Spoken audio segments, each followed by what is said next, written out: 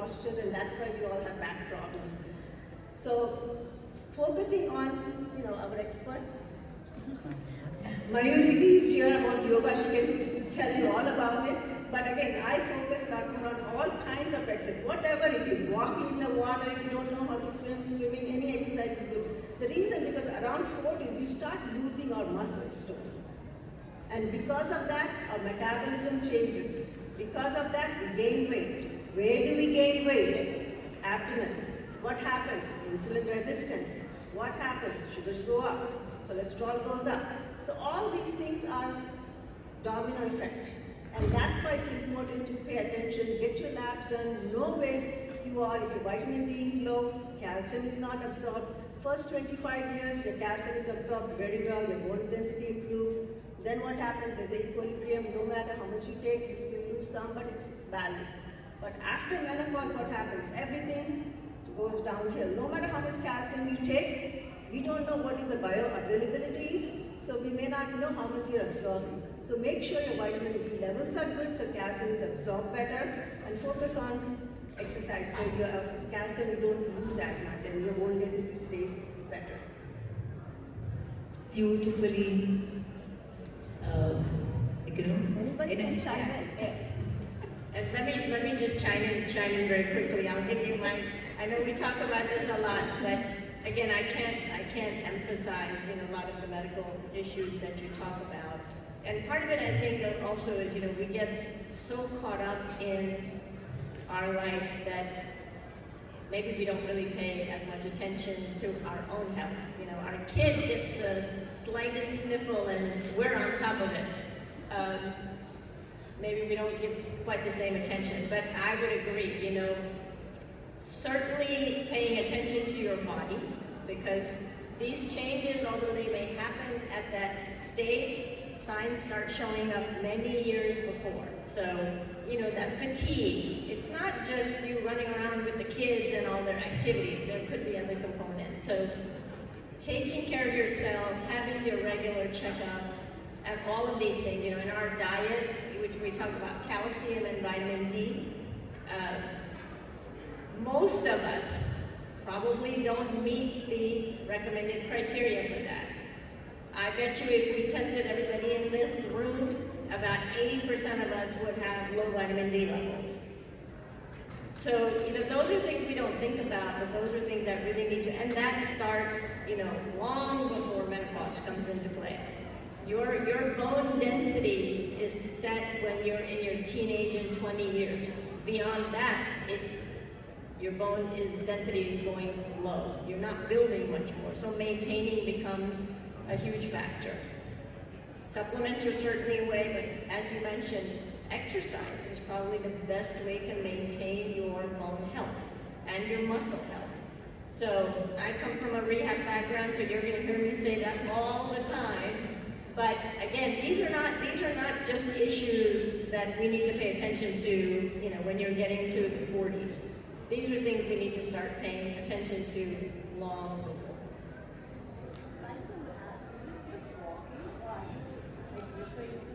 Rigorous exercises, like good chair or yoga, just to clarify that. Because walking is something, because doing something more than walking sometimes, I'm not sure if we have never done, and you start doing that, is it something we should recommend, or, just clarification? So my bias, and I'll tell you this, there's no one exercise or one type of exercise that you should be doing every day. Because you have bone health, you have muscle health, you have your cardiac health, you need your endurance and your stamina. So what I tell my patients is, if walking is what you like to be outside in the morning, you like to be in the nature, that's one kind of exercise. So maybe 2 or 3 times a week, you go do a 30 or 40-minute walk. Maybe 2 or 3 times a week you do strength training. Maybe 2 or 3 times a week, and I'm not saying this is a 10-day week, I'm saying spread it out. But 2 or 3 times you do cardio. I'm a big fan of yoga, because if you do, and you're going to talk about about this more. Yoga is great for strengthening, is great for flexibility, is great for balance. So it's the variety of exercises and the variability. So you need to address all of those issues. You really have to take it to that level. I usually recommend 5 days of moderate level exercise, at least 30 to 40 minutes. And that needs to start, like I said, in your 20s and 30s, not at 40s. Thank you. I'm gonna add on that for sure. I thank you for saying what you said because I cannot emphasize that enough. I feel like I get a lot of aunties coming to me who are like, "Lady, just take kuch do." You know what I mean? Like just give me something for the stomach. Because everything else I don't need. And I get it all the time. And I'm like, and I come from, like, my mom is very good with her exercise. She has rheumatoid arthritis, very severe, genetic. And she was the one who just like did so much strain on her body because of what she was, the way she was taking care of everyone over the years. But she still maintained body health. And I thought she was just naturally 98 pounds, 5'1", super small. And you know, because she ate well and she's like, "No, lady, after each pregnancy, I did like 100 push, like little crunches." It was like every day. And I was like, "Oh, I didn't know that, Mom, sorry." She's like, "This wasn't natural," okay? I was like, "Okay." But I say this because many people think that walking is enough. Or I do my 30 minutes or 40 minutes of walking. Absolutely not. The variety, what Dr. Sunita said, that's my mom's name too, so I'm like, Sunita ji, like, I feel like the variety is needed and it's key. And we don't just want walking or running, we want cardio, we want maybe Pilates, strength training or conditioning, yoga, different types of yoga depending on your interest, but that variety is key. You want to find an optimum level of balance between strength and flexibility. And it's not just gonna happen because I meet so many people who are like, "I do my exercises, I do my 40-minute walk every day." Not enough. And not overall conditioning for your body, for wellness as a whole. So that's one thing absolutely for sure, that you want to have that variety, but also you want to go in with, I meet a lot of people who are like, "I can't, my knees are hurting, or my ankles are hurting." That's fine. You can find a modified version. There's chair yoga. You can do the same exercises in a chair without putting pressure on your knees. You can ride a bike. You can go swimming, which relieves the pressure on the bones. So there's a lot of ways to, as you said before, invest in yourself. And many times people think self-care is like treating yourself, going to a massage, going to a spa. That's not the same thing as what self-love really is self-discipline. And that's the hard part that people don't want to look at, is what do I actually need to do that's out of my comfort zone? That's for my overall well-being, especially when it comes to physical fitness. So if you like dancing, incorporate dancing, take a Zumba class, for getting that cardio in. But there's many ways of, the excuse can't be, "Oh, I'm hurting," or "I have this injury," or "I can't do it just because I can't do it." There are ways to work around that. So I definitely wanted to, I had a third point, but it will come back to me, so, yeah. We chat a little bit more about exercise. A lot of people don't have time. People, especially who are in bigger cities, commuting is longer, and they always feel like timing with a cup of exercise.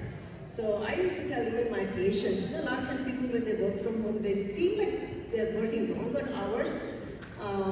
So I would say, why don't you put some weights under your coffee table? And anytime you get a few minutes, I used to keep weights in my office. I had like 5 pounds to 15 pounds. So in between patients, I would get a couple of sets. So again, sometimes you just don't have that 1 hour to do exercise, but during the course of the day, you can do. I would see my patients, but then when patients are not there, I would sit on a ball so I can get my core muscles worked out. So I would do all kinds of things. So I would tell. So I'm not just telling people what to do. I walk and tell them to walk with me. So again, try different things, whatever works for you. Garba is great, Bhangra is great, do it. And if you feel like shy, let them see, let them do it with you too. So don't worry about the sharam aa rahi hai, dance nahi aata, dance nahi aata. I go to Zumba class and I see people who are like 20s and 30s, they're doing so good, and I'm like, oh my God, I can't jump like that. Then I see a 75-year-old, I said, if they can do it, I can do it too. So even though I'm not coordinated, but I'll still do it. So again, do whatever you enjoy. It doesn't have to be only walk. I don't expect people to go for running all the time. They can do brisk walk. Doesn't have to do something that you don't enjoy. People always say, I hate running.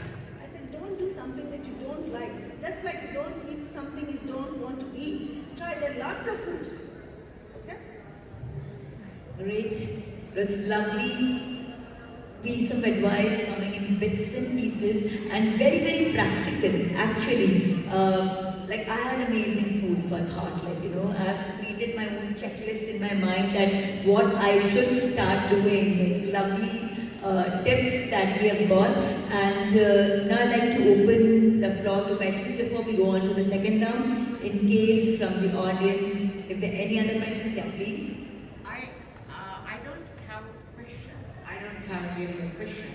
But I always find if I have a partner, a friend, I do it way more regularly than doing all the exercises alone.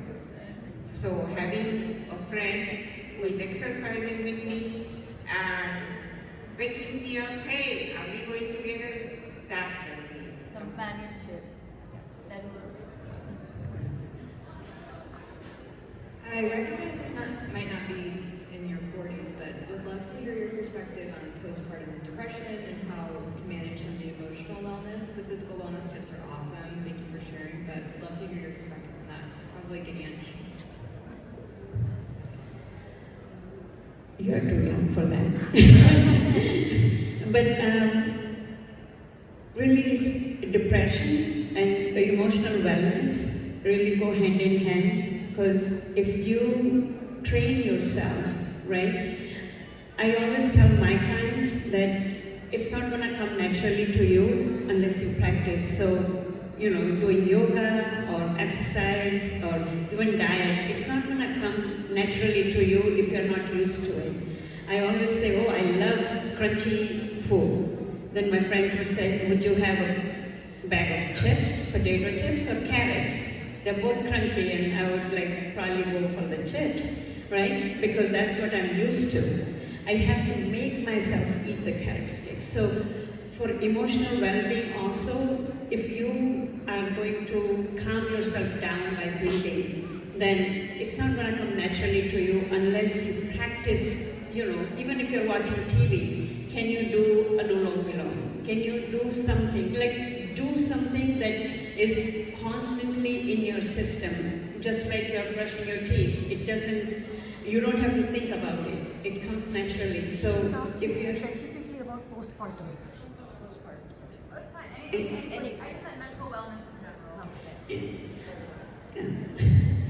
And so when we do that, I think even the depression that you are experiencing, and the reasons could be many, right? Reasons could be whatever, however you need the emotional support of people, you need yourself to be able to talk to someone who has either had gone through similar kind of things, or you are able to also talk about it to your doctors, right? You are able to talk to your friends, someone who has had similar kind of, otherwise they're, oh, ye to hota hi hai, right? It doesn't always happen to everyone. So you have to really be ready, and if you're mentally not strong, then those things can really switch very quickly. And that's why I always say, start practicing ahead of time. If you are anyway anxious, anyway you get depressed with little things, you get sad, then you should start practicing some of these things ahead of time, because you get triggered. You are not able to manage any of these type of ups and downs well. I'm sorry, I didn't talk about postpartum. I just meant in general wellness. Yeah.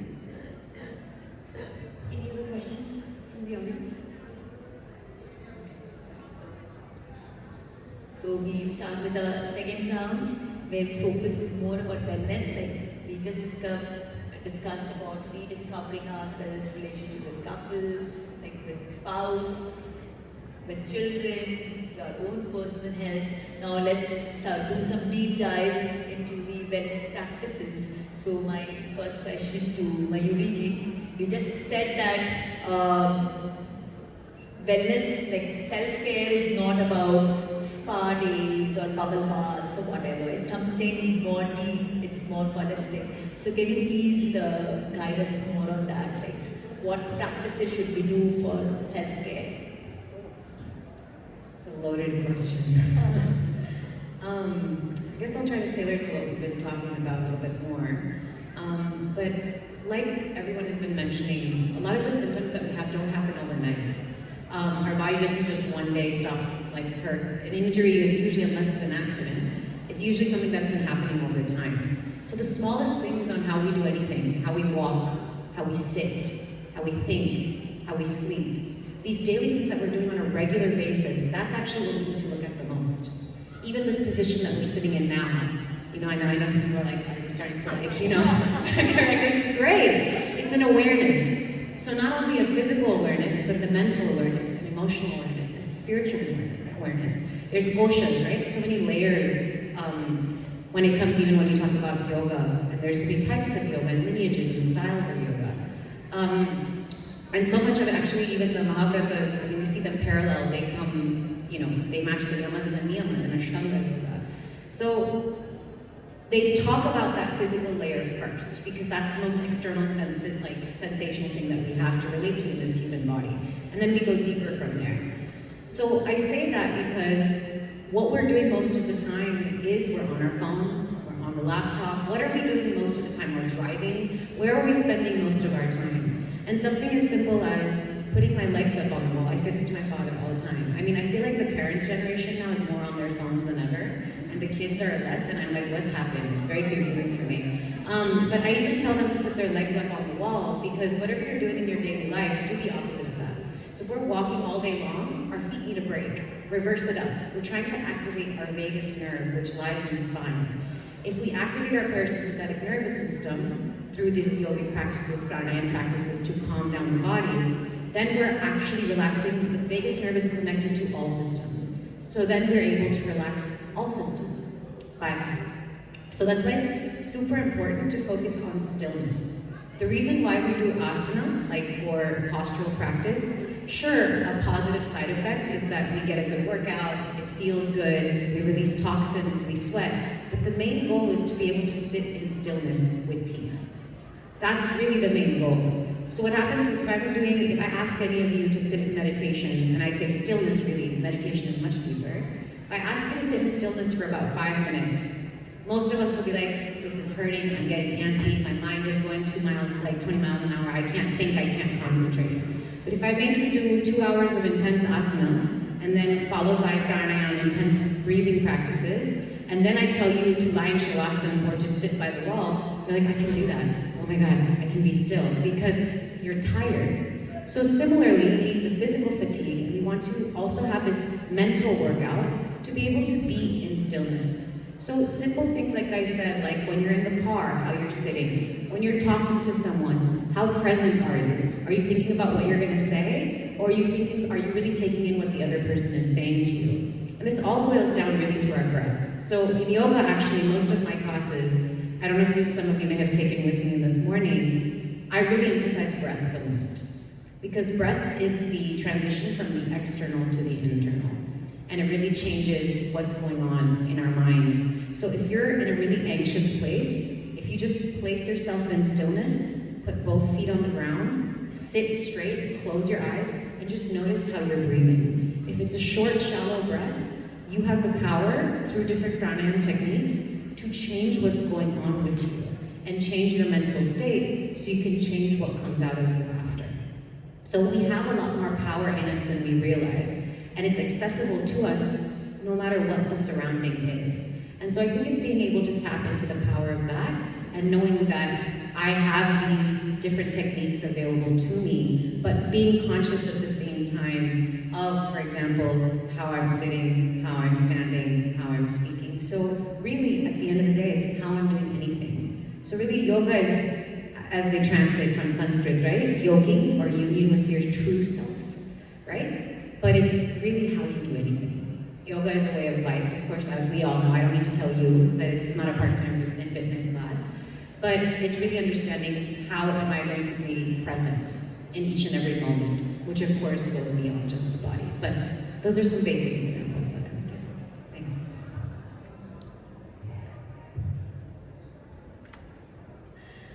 Very true. Like our mind and our breath is totally connected. The moment we get angry, it gets like very short. When we are like in peace, it's like very deep. So just like regulating the depth of our breath, we can regulate our mind. And very correctly said, this is the easiest way to control your mind. Yeah, just observing yourself, awareness of yourself and your surroundings. Yes. Very, very beautifully said. Now my next question to Deniji. As we age, the noise decreases around us, but so is the connect. So, like loneliness creep in. How do we deal with this with emotional resilience?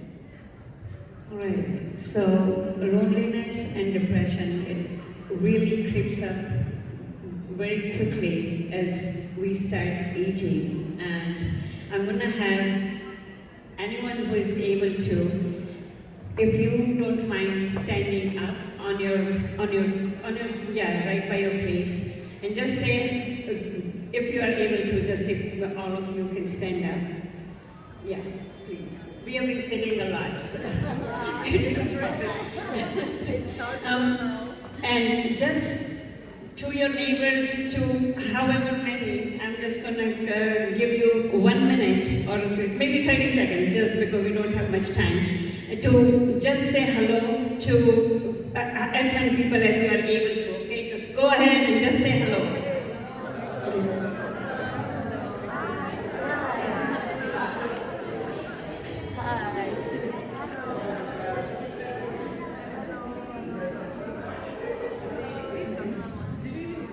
Okay, I think we are good. Everyone can sit down.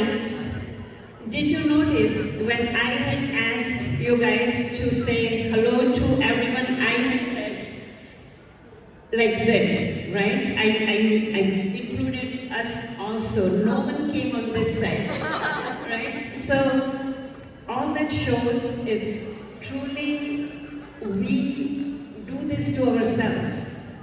We don't go out and we create a wall around us so people don't enter in. They're not going to say hello to you if you don't say hello to them, right? So we also need to think about what is making us feel lonely. Is it our social connect, or is it our health that is making us be lonely? Because I can be in a room full of people, but I can still be lonely. And that's really important to think about. Like, people will not talk to you if you are not able to hear. Your world is going to be silent very quickly because you are not able to communicate, you are not able to hear. So, and that causes then depression eventually because you are not hearing people, you are not able to communicate, you don't have a dialogue going. And so loneliness is one of the major factors in people as they age, and that's the one that causes depression. So they have to figure out, right, what is it that I want now for myself? How can I make my world more lively? So create a social support around you, as many people as you can meet, that is more important. Learn a new language, learn technology. As bad as this is, we still need to learn, because otherwise we are going to be left behind, and that's what our generation feels. And all of a sudden we have realized that we have the whole world attached to this little phone. So if someone says, oh, what time is it in India? We just like look up here, oh, it's like this. And so learn that from your kids, your grandkids, right? So you have a communication going, you are reaching out to other people and creating a different world, because your life is not the same that used to be when you were younger. So life events have changed. Your partners may have passed. You may have chronic illness. So we have a very dear friend who lost her husband, and then she herself has, chronic illness that is not going to get better. And she was feeling so anxious yesterday. She called, and we are like ready to go on stage to announce and to participate in other things. And all she said was, "Oh, I don't know what I will do. You guys are all busy." And I'm like, "Yes." And she really felt lonely because otherwise she would have been here, but just because of her health, she's not able to. And so if she had neighbors, friends, or even TV shows, something that she likes, learn a new language, create your own happiness, kind of say, like that makes you feel fulfilled. I think that's really important as you age. And I'll just add to that very quickly. I was just about to ask you your go-to practices when it comes to wellness. Okay, so I'll combine both of them. Yes. So one, both from personally seeing, as our parents have aged, my parents moved from their community to our home.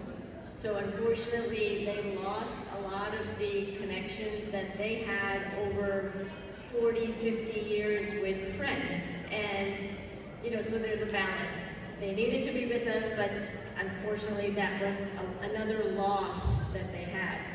So, and again, professionally too, I have patients who are older, and just like you said, as technology has evolved, now their grandkids are all on social media, and they're not. So that distance grows. So in practice, what I tell them is every day, and I tell my parents this, and like I said, I tell my parents this, every day they need to call a grandchild.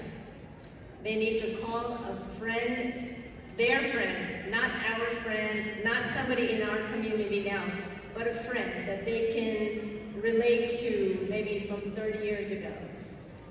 I have them call a relative in India, because that's another connection. As they have lived now here for 40, 50 years, they feel like that's a connection that's lost. So I make them do this, every day. My parents have 10 grandkids, and I tell the grandkids to call them as well. But it's reconnecting. And you think like, oh, what does that mean? And so you just break it down in practice. Call one grandchild, call one friend from your life in the US, call one relative in India that you have a different connection with. And just that, 5 minutes, 10 minutes a day changes the entire outlook. So just to practically put that in a That's sense. such a simple practice, but the results are remarkable. I can agree with you. Like connecting with your old people with whom you really feel bonded is so amazing, and people don't think about it. It's a lovely advice that you're giving. I'm just going to add a little bit. I always carry in my bag like a little Ziploc baggie. I call it my happiness bag. And it's really nothing. I have really strips of paper in it, and all it says is, oh, I love playing, card games.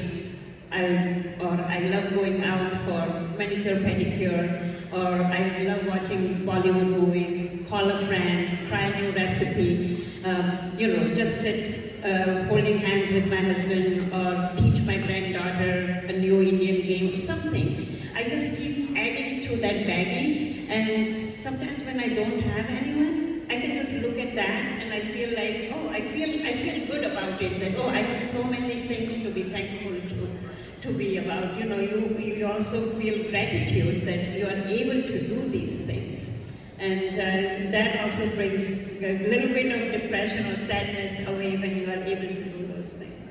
Very true. It just shifts your mind very consciously. So now So just to quickly, you were talking about what do I do for myself? What is my sort of this holistic go-to practice. So and again, as I was talking earlier, you know, over the course of the timeline and the role changes, you know, you learn things that work for you. So I remember, you know, when the kids were young and I had to be at the hospital at a certain time, you know, you're doing everything in the morning in a crazy way, get the kids out the door, and you know, I would grab my 2-cup of tea, a granola bar or a banana, and my breakfast was in the car as I was driving to the hospital. And so as things have progressed, I am now, selfishly I can say, and I'm proud to be selfish at this stage, I have kind of said the morning is mine.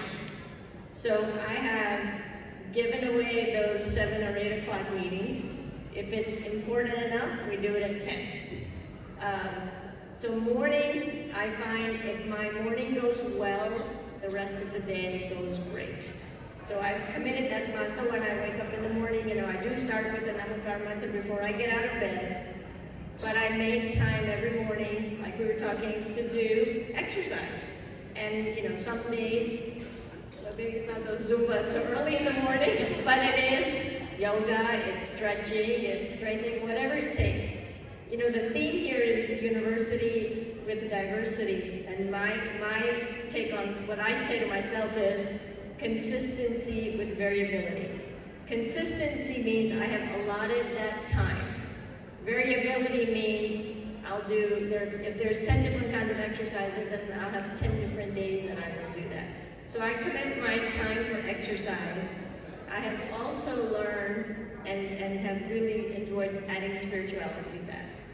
So after the exercise, when I'm getting ready, then I take about half hour, 45 minutes to do something spiritual, whether it is just to sit and read, whether it is to do meditation, whether it is to listen to bhajans, whatever it takes to sort of reset that spiritual side. And then nutrition, you know, like I said, many a day my breakfast was in the car on the way to work. Now I make myself sit down and take that 15 minutes or 20 minutes and have a nourishing breakfast.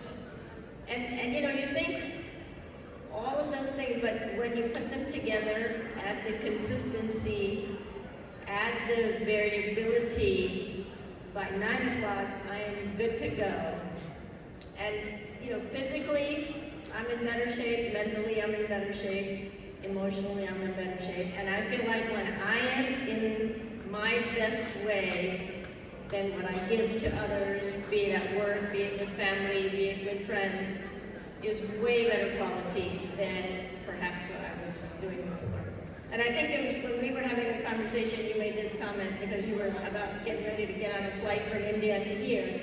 You made this comment that if you travel on the plane, what do they tell you? When the oxygen mask drops, put your mask on first before you help others. Because if you are not at your best, then you're not doing your best for whatever other the demands might be.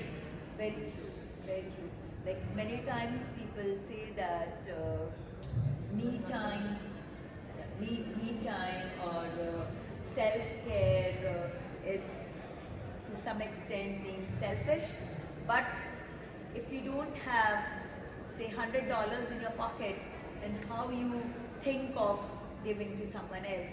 So if you're not full of vitality in yourself, then how you can give it to others? You need to have first before you give to others. So very well said, Sunita ji. And now coming to Asha ji, where her forte lies. Her forte lies in nutrition and diet. So we can't close our session without your inputs on what are the go-to food and other nutritional aspects which a woman should imbibe in her diet so that she's like fit and healthy. So, at 40, I know in this room, most of the people who are sitting here, they're way, way past 40. Some of them. But anyway, in general, if you look at the Jain way of eating habits, I mean, people say, you know, I'm doing intermittent fasting. I feel like, you know, intermittent fasting is nothing new for Jainism. Mere Nani ji bhi, they used to do that. They didn't have this chai, coffee, subah. They would come from temple around 10:30, 11 o'clock, and they would have their first meal, and the second meal was 5 o'clock. So to us, intermittent fasting was always there. We just didn't have the name for it, right? A lot of our food items or food choices, what we have in our Jain foods, and if you follow those principles, I think our food is the best for our health. You know, all our kators, all our dals. I mean, being a vegetarian, people say, I want to go on a keto diet, but I'm a vegetarian. Now, a person can go on a keto diet, but still they will get carbs even if they eat all the kinds of dals and beans. So again, carbs are not bad. So complex carbs are good. I just don't like the lot of refined flours, you know, white breads or maida or those kind of things. So eating more, I mean, people say, I stopped eating roti. Now remember, we grew up on roti. Now I worked in Japan, I worked with different cultural people, and I think cultural food is important. So the problem in this country is everything is available from all over the world and in abundance, right? But when we were in India, we used to have seasonal foods. जब मक्की आए तो मक्की का आटा, ज्वार आया तो ज्वार का आटा, you know, it's not, so we always had different kinds of rotis and ragi and all that, right? All those have become, now they were all gone. When we were growing up, we did have pink poha. Now nobody hears what is pink poha. You know, people don't know. So basically this was unrefined rice. Uska poha banta tha, pink poha. And all this jowar, bajra, now they are coming back, right? So eating wheat is not necessarily bad unless you have gluten sensitivity. So people, when they just stop eating, the reason I tell them, eat less amount. You know, itna sara plate bhar ke pasta khao, that is too much. But if you eat small amount, it's okay. And as we age, as I said, around 40s, what happens? Our muscle loss is there, so our metabolism changes slowly. So we need much less caloric values, right? So if a person generally eats like 1600 calories, maybe we need only 14. That's it's like 200 kaise kam karo. It's easy. Just thoda sa sab kam karo during the course of the day. I'm not saying sab aadha kar do, but just have little less at each meal. And what do you want to add? Ab kuch kam kiya to plate to full lagni chahiye, right? Otherwise we feel cheated, right? Ki ye to hai nahi, kuch khao kya? So I always feel extra vegetables kha lo, thoda sa kachumbar kha lo. Apne isme to खूब है खाना खाने का. Kachumbar and all that is always there. We don't have to always have those big salads like Americans eat, all those green greens. Khao to acha hai, but when you don't have those, that's okay. Kachumbar is fine too. Lots of cucumber, tomatoes, and whatever you can. And all our beans are such a good source of protein and complex carbs and soluble fiber. Why do we want soluble fiber? To reduce your bad cholesterol. So instead of going for all these medications first, I always tell people, try these foods. And अपने जैन खानों में तो ये है, तो इनको छोड़ने की जगह incorporate more often. Sometimes, you know, I tell people quinoa and sprouted moat. When you combine them, they look fine. And then you add all your little fruits and vegetables and make a big salad, and that can be your big meal, lunch ka. So it doesn't have to be dal, roti, sabji, pura chahiye, but you can try these kind of things and see different beans and all that in different ways you can do it. आजकल तो protein pasta भी मिलने लगा, chickpea pasta and mung bean pasta and edamame pasta. Again, try any of these. जैसे ढोकली बनाते हैं, दाल dhokli and all that. Put these pastas in there. It's easier, थोड़ा काम कम हो जाता है, you know, sometimes. People always have their issues. It's so funny because I was just in London at my son's place. I said,